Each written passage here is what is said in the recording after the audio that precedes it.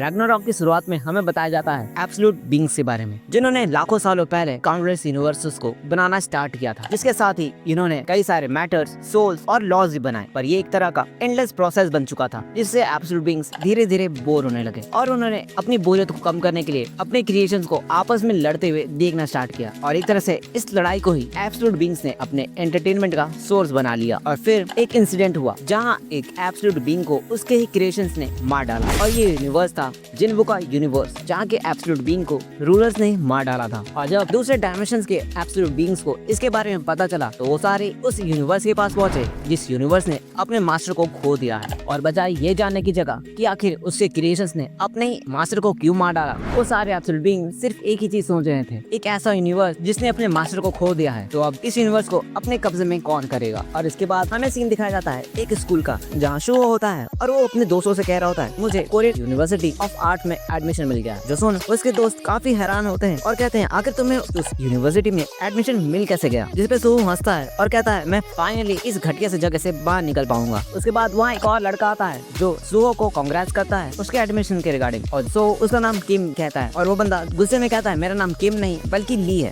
और फिर वो आगे कहता है तुम्हारी वजह से मैं इस कॉलेज को कभी अपने कब्जे में नहीं कर पाया। और सो कहता है बस तुम्हारा भी शुक्रिया, क्योंकि तुम्हारी वजह से मैं इस कॉलेज से ग्रेजुएट कर पाया। आस पास बैठे लोग भी समझ जाते हैं कि कुछ गड़बड़ होने वाली है इन दोनों के बीच। सो सोचता है आखिर ये मेरे पीछे क्यों पड़ा है, एक ऐसे लड़के के पीछे जिसके पेरेंट्स मिसिंग है, आखिर वो मुझे परेशान कर क्यों रहा। ली सो की तरफ तेज से बढ़ता है और उसे पंच मारने वाला होता है, पर सो उसे डॉज करता है और ली के फेस पर एक जोरदार किक मारता है। उसके किक से ली को बिल्कुल भी फर्क नहीं पड़ा और ली कहता है यह अजीब बात है पर मुझे बिल्कुल भी दर्द नहीं हो रहा। और तभी हम देखते हैं ली के हाथों के आसपास काफी सारा माना इकट्ठा होता है और उसी से वो सो की तरफ एक जोरदार पंच मारता है, जिसे सो डॉज तो कर लेता है पर वो पंच सीधा दीवार पर लगता है, जिससे एक काफी बड़ा छेद हो जाता है। जो देख तो वो और आसपास के लोग भी हैरान है और साथ ही ली भी कि आखिर उसके अंदर इतनी ज्यादा पावर आई कहां से। फिर उस इंसिडेंट के बाद 2 साल का टाइम जंप दिखाया जाता है, जहाँ सुहो उसी कॉलेज में जा रहा है जिसमें उसे एडमिशन मिला था। तभी सुहो कुछ नोटिस करता है, उसके कॉलेज के अंदर ही एक गेट खुला है जहाँ से लोगों को हटाया जा रहा है और बताया जाता है कि उस गेट के अंदर हंटर्स गए हैं और वो जल्द ही उस गेट को क्लियर कर देंगे। तभी सुहो कहता है एक और गेट खुल चुका है, ये दुनिया 3 साल पहले बिल्कुल बदल गई जब इससे ये गेट खुलना स्टार्ट हुए हैं। और इसके साथ ही इंसानों में भी बदलाव आने लगा, जैसे हमारा इन मॉन्स्टर से लड़ना तय था। और ऐसे ही शुरुआत हुई सुपर ह्यूमंस की, जो मानव को कंट्रोल कर सकते थे और जिन्हें लोग अवेकनर्स कहने लगे। सोहू आगे बताता है ये दुनिया काफी चेंज होने लगी और तभी एक अवेकनर जिसका नाम वो जिन चुल था उसने एक हंटर एसोसिएशन बनाया, जहाँ वो सारे लोगों को एक साथ लाया और उसने उन्हें नाम दिया हंटर्स का। जहाँ ये दुनिया फिर 2 हिस्सों में बट गई, एक तरफ अवेकनर्स और हंटर्स थे और दूसरी तरफ नॉन अवेकनर्स यानी आम लोग जिनके पास कोई भी पावर नहीं। हम देखते हैं सोहू अपने क्लास में है और वो एंट ड्रॉ कर रहा है और वो कहता है कुछ लोगों को काफी मेहनत करनी पड़ती है बिल्कुल चींटियों की तरह, और कुछ लोगों को सब कुछ बड़ी आसानी से मिल जाता है। और वो आगे कहता है एक नॉन अवेकनर चाहे कितनी भी कोशिश कर ले वो कभी भी अपने और एक ई रैंक वेगनर के बीच के गैप को कभी कम नहीं कर सकता। ये दुनिया खत्म हो जाएगी अगर हंटर्स ने इन गेट्स को बंद करना बंद कर दिया। इसलिए हम अनअवेकनर्स हंटर के काफी शुक्रगुजार हैं। जहाँ ये सब सोचते हुए सोहू काफी ज्यादा